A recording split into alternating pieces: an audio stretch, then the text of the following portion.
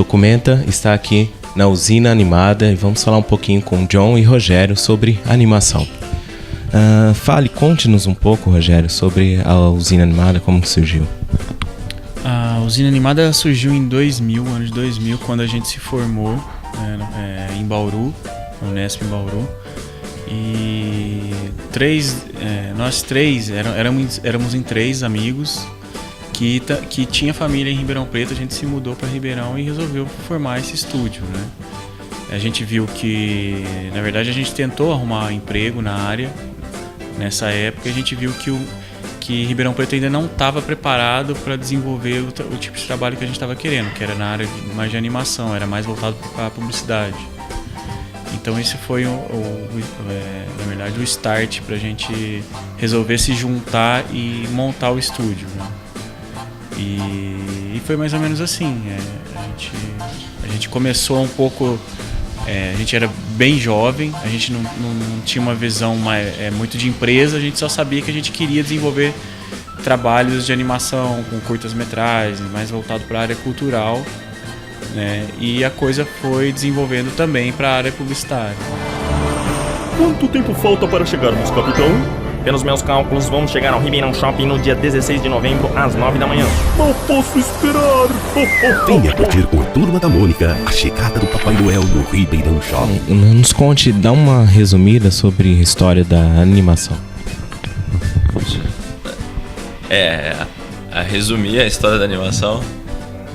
Então, a história da animação, ela se confunde, se funde com a história do cinema, né, do próprio cinema, que é o princípio da imagem em movimento, né? Então, quando a gente pensa no princípio do cinema, né, que são fotos estáticas, são fotogramas estáticos que, quando justapostos e vistos em sequência, eles geram uma ilusão de movimento. É o mesmo princípio da animação.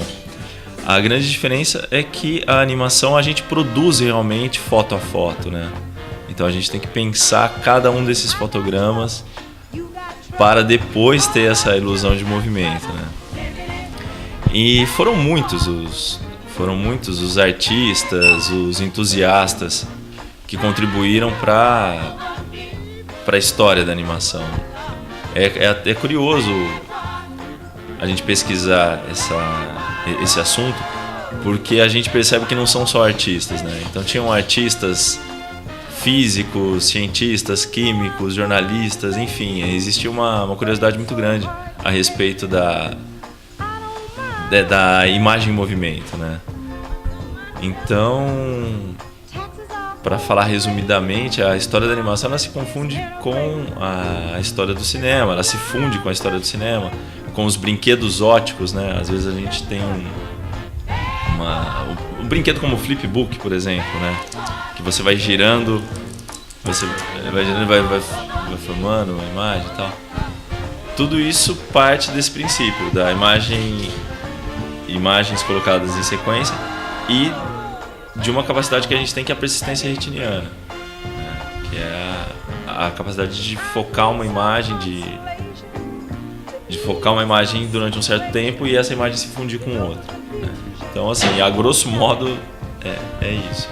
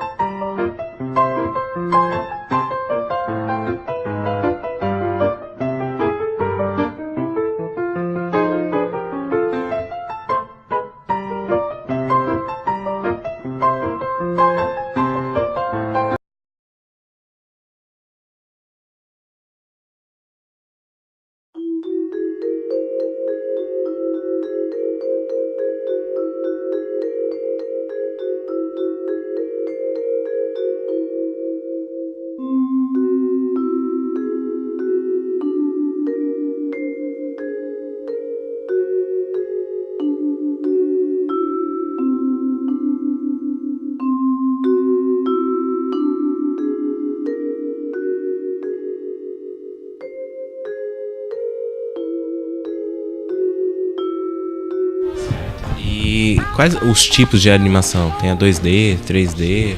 Fale um pouquinho. eu vou pegar o gancho da outra pergunta. Partindo desse princípio, desse conceito, de que a partir de imagens estáticas justapostas a gente cria essa ilusão de movimento, nós temos uma gama de possibilidades enorme. As clássicas, né? A animação 2D, que é aquela produzida em papel e caneta, a gente fotografa os desenhos e tal. Hoje, com a tecnologia digital, a gente não precisa mais desse aparato físico, né? A gente pode produzir isso no próprio computador, digitalmente, né? A animação stop motion, que consiste em fotografar objetos, personagens ou maquetes. A animação 3D, que é aquela gerada em computador. Mas o que é interessante é que a gente pode expandir muito essa questão. Existem artistas, como por exemplo o russo Petrov, que trabalha com vidro e tinta a óleo.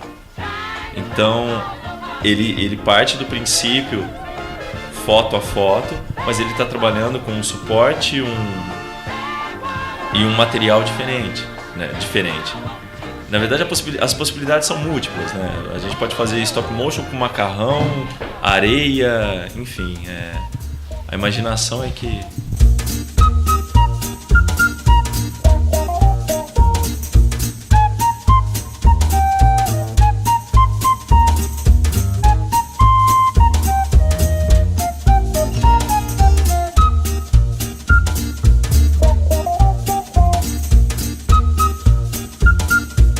A facilidade da tecnologia primeiro ajuda a tornar acessível a um grande número de pessoas também. Isso permite com que as pessoas experimentem, há um maior número de pessoas experimentando as técnicas de animação, estudando as técnicas, e isso contribui com o crescimento de informação mesmo, né? Entre eles, e a técnica acabou evoluindo de uma maneira muito rápida.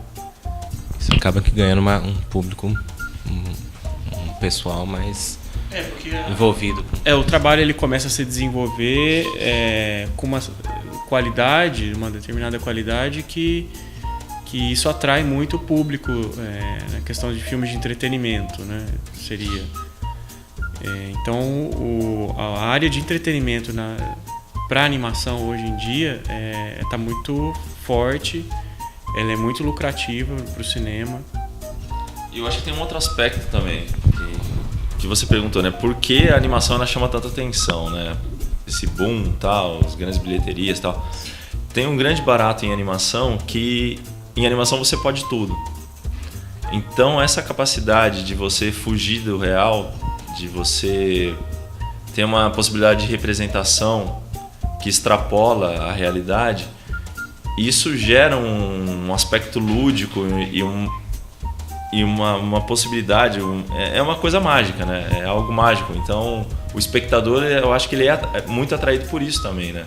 Assim, poxa, eu vou ver um pinguim que fala, eu vou ver um peixe que conversa com outro peixe e eles vivem uma odisseia. Se a gente pensasse em live action, né? Se a gente pensasse no cinema tradicional, isso não seria possível, né? Então eu acho que esse aspecto lúdico, esse aspecto super real, supra real da animação, ele acaba atraindo, né, as pessoas.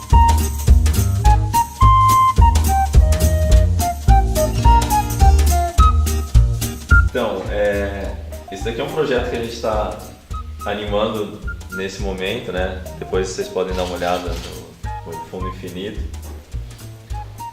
Que é uma animação feita com brinquedos.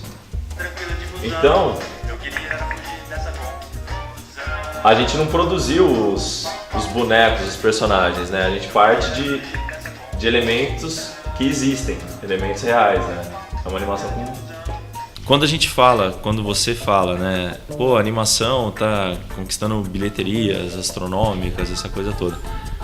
É um viés também da produção em animação, né? A gente pensar nos grandes estúdios, né? Pixar, DreamWorks, tal, essas grandes bilheterias. Mas existem os filmes que não têm esse objetivo, né? Os filmes que não têm o objetivo de milhões de espectadores. É importante ressaltar isso, né? Que cada filme ele tem o seu público. Então existem filmes que têm um público específico, que têm um público mais segmentado e que são tão interessantes quanto. E a gente não pode valorar um filme pelo número de milhões de espectadores que ele atinge, né? Cada filme tem o seu objetivo. Isso é importante. E na animação, é claro, é a mesma coisa. Você tem animações adultas. Quando a gente pensa no Animamundi, por exemplo, né? Já estou até adiantando o assunto. O Animamundi é um festival, um dos maiores festivais que acontece no mundo. E talvez o maior da América Latina, né? O maior da América Latina, que acontece no Brasil. E quando a gente se depara com as produções que estão no Animamundi, você fala assim, puxa vida, mas era possível fazer tudo isso? Então, assim, o animador, a pessoa que gosta, que trabalha com isso, é fundamental que veja essas produções para expandir justamente a ideia do que é a animação. A animação não é só a produção da Disney, da Pixar, da DreamWorks. A animação é uma forma de expressão artística. Então, isso é importante ressaltar. Esta é minha última invenção. É só colocar qualquer coisa dentro desta gaveta que a máquina transformará em bolo de chocolate. Muito obrigada. E aí a iluminação a gente faz de acordo com o projeto também. Nesse projeto teve bastante tomada do teto, que a gente usa aquele suporte ali, a gente adaptou a saída da iluminação com aquele anel ali que a gente coloca o tripé, ponta-cabeça ali e a câmera fixada ali no tripé. Uma maneira que a gente conseguiu para fazer essas tomadas de cima. E na verdade, para fazer animação, a gente não precisa de um espaço tão grande quanto no vídeo, né?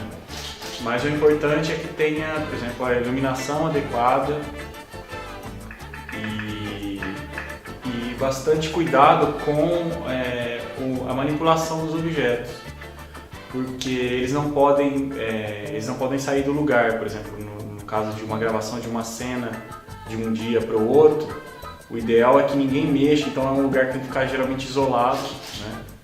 Para que isso não saia de registro, não mexa nos personagens, na câmera. É um lugar que tem que ficar geralmente mais reservado, não pode ter muito fluxo de pessoas. E a iluminação também é um outro fato importante, tem que ter bastante controle para não ter oscilação entre os quadros que a gente capta. Exige um pouco de atenção também. Tem uma coisa legal, ó. Se vocês perceberem aqui no chão, tá cheio de marcas, que é justamente aonde os spots ficam, pra gente não perder o registro. Tá vendo? Então, pra ter a continuidade da luz, tem que estar tudo marcado. O que fez você querer fazer animação, trabalhar com animação? Primeiro foi uma curiosidade enorme que eu tinha em relação à técnica de animação, porque eu tive muito pouco conhecimento na faculdade e eu via o John e o Thomas, que era nosso sócio na época, fazendo pesquisas e estudos sobre isso, né? E eu não tinha esse conhecimento. Então, na verdade, o meu interesse maior foi ver como que era possível desenvolver um trabalho daquela forma e aplicar meus conhecimentos que eu estava tendo na faculdade, na área de design, na área de cinema. Como é que esse casamento ele se daria, né? Então, assim, a minha entrada na animação ela foi ela não foi inspirada por um determinado trabalho, foi uma curiosidade que veio assim a respeito da técnica, né? Eu quis juntar o meu conhecimento da área visual, design gráfico do cinema, para narrativa visual com a parte da animação, né? De desenvolvimento da arte do movimento, da técnica. Ou seja, é curioso, né? Como a gente chegou nisso de um jeito meio torto. Não foi também um filme, não foi uma produção que, meu Deus, quero fazer animação, não é nada disso. Existia na faculdade, existia uma vontade muito grande de contar histórias, né? posso falar por mim, né? Como o Chara falou, eu e o Thomas, a gente trabalhava junto e tal. São histórias até que eu acho que um pouco diferentes, mas enfim, eu tinha muita vontade de contar histórias, né? Eu gosto de escrever e tal, roteiro, essa coisa toda. E na faculdade a gente tinha um problema que era a falta de atores. A gente tinha uma dificuldade muito grande de pessoas para atuar, né? A dramaturgia. E veio a ideia, a animação é uma possibilidade artística, uma possibilidade de expressão que você manda, né, nos atores. Você vai mexendo, você coloca, faz o personagem e tal. Então foi uma possibilidade de representação. Esse é o grande barato, assim. A gente começou meio por isso. Não, vamos contar uma história, só que a gente vai contar uma história a partir desses personagens, dessa maquete. Só que aí apaixona, né? É apaixonante. Acho que foi por aí. Valeu, gente. Obrigado, hein?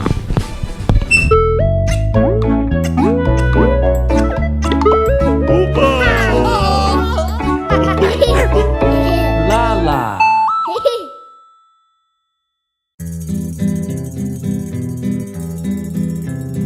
O leão é o rei da montanha. O leão é o rei da floresta. O leão é o mais forte, o mais gato, o mais grandão.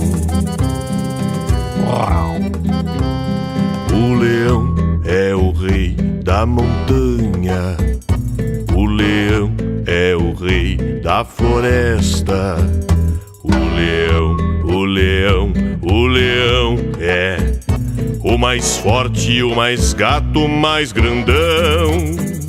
Mas quando chega a patroa, a leoa quando chega de mansinho. O leão é o mais meigo, o mais safado, o mais bonzinho. O leão é o mais meigo, o mais safado, o mais bonzinho.